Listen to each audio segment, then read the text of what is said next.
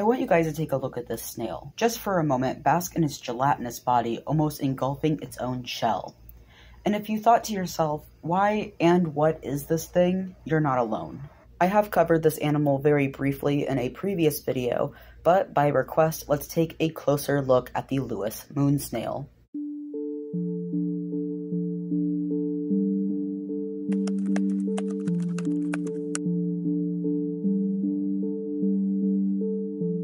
Hey guys, it's Oliver, and welcome back to my YouTube channel, Exploring Exotics.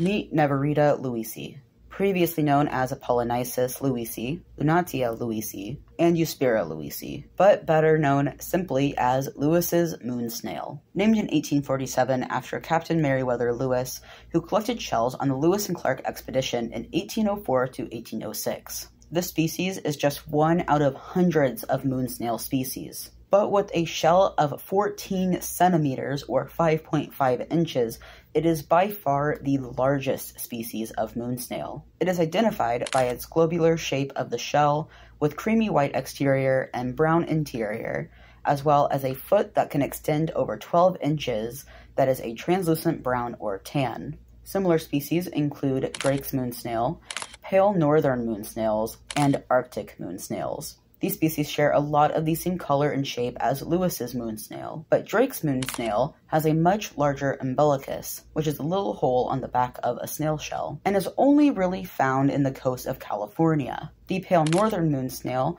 only reaches around 4 centimeters instead of 14 centimeters, and is less rounded, and the Arctic moon snail only reaches a mere 2.5 centimeters and has a white operculum instead of a more amber or brown one.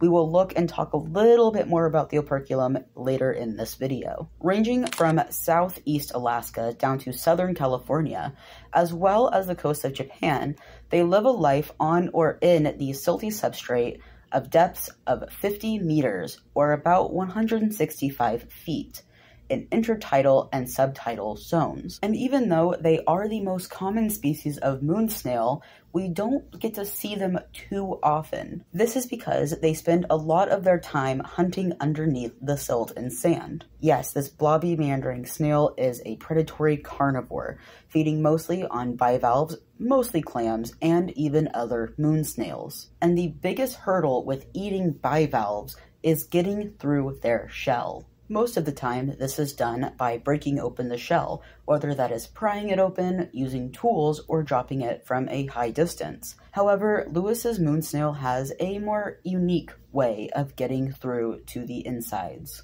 First off, you might have noticed this snail has no eyes. It has no vision whatsoever. So what do they have? Well, they do have a pretty noticeable siphon, which is used for breathing by taking in water over the gills. And they have 2 tentacles protruding up from their heads. Little is known about the function of the tentacles.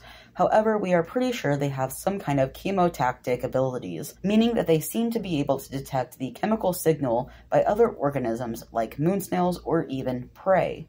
This ability is probably very short distance, and we're not for sure how it works yet with this specific species. Regardless of which, once it does find prey, that is where that large foot growth comes in. The snail uses the pre-mentioned siphon to pump water into hollow spaces called sinuses in their foot. This can expand the size of the foot up to 4 times the normal size. With this foot, they can burrow very easily, which is great considering most of their favorite foods are underneath the sand. They prefer thinner-shelled clam species, however, there's not a lot of footage with them eating them since it is usually done underneath the sand. But we can occasionally see them go for the much thicker-shelled cockle. I actually have a cockle shell right here to kind of show you and demonstrate a little bit better, but you can really get a good look at just how thick and hard that shell is. Once the moon snail finds its prey, it will narrow its foot towards it. The foot will then grip onto the bivalve, and the moon snail will slowly envelop it. Once the prey is secure and fully encased in their foot, they will begin using their toothy ribbon-like organ called a radula to drill into the shell. While drilling, they will secrete enzymes as well as hydrochloric acid to help dissolve that shell a little bit and make it a little bit easier to drill, but this will also dissolve the insides of the actual animal. Once a perfectly round hole is made all the way through the shell, and the insides are pretty liquefied, the moon snail will insert its tubular mouth part called a proboscis and suck out its bivalve smoothie. According to Washington State Department of Ecology, the average moon snail takedown lasts around 4 days as it drills 1/2 millimeter per day. Once the foot is no longer needed or the snail is under threat, it will expel the water back through the siphon until it can fit back into its shell, which it'll then close up with its operculum. I mentioned the operculum earlier. It's just a piece that snails will put in front of their shells to keep things out. Not all snails have it. This one does. It's usually an amber color. With little predators such as the sunflower sea star, giant Pacific octopuses, rock crabs, gulls, and other moon snails, the Lewis moon snail lives a very long life, up to 14 years. And it all starts here. No, this is not trash. This is an egg collar, and it is filled with thousands of moon snail eggs. Females will lay eggs between April and September. When ready to lay her eggs, the female moon snail will burrow under the sand and secrete a jelly-like mucus layer around her shell and foot. Small granules of sand will adhere to this layer, and next she will lay her eggs around that first layer. She will then finish it off with another layer of mucus. Once completed, she will push herself and her egg case up to the surface of the sand. She will then separate herself from the egg collar and go on her way. The whole process takes around 10 to 14 hours. The eggs will develop for about 6 weeks depending on the temperature of the water.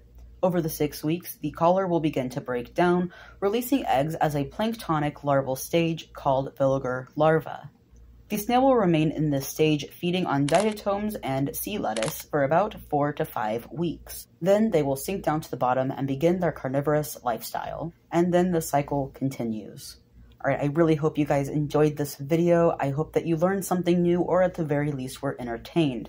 Thank you so much for this video suggestion, and let me know if you have any more. All of my links, including my Instagram account, my art Instagram account, my Facebook group, my wife and I's Etsy shop, and most importantly, all of the links I used in today's video will be down in the description below. As always, give this video a like for the algorithm. Watch another one of my videos if you want to help me out even more and learn a little something else new. And of course, subscribe to this channel if you are into this kind of content, or really any animal kind of content. I upload every single Sunday at 10 a.m. Eastern Standard Time, alternating between exotic pet care and exotic animal education. But you can hit the bell if you don't want to remember all of that. And as always, I will see you guys next week. Bye.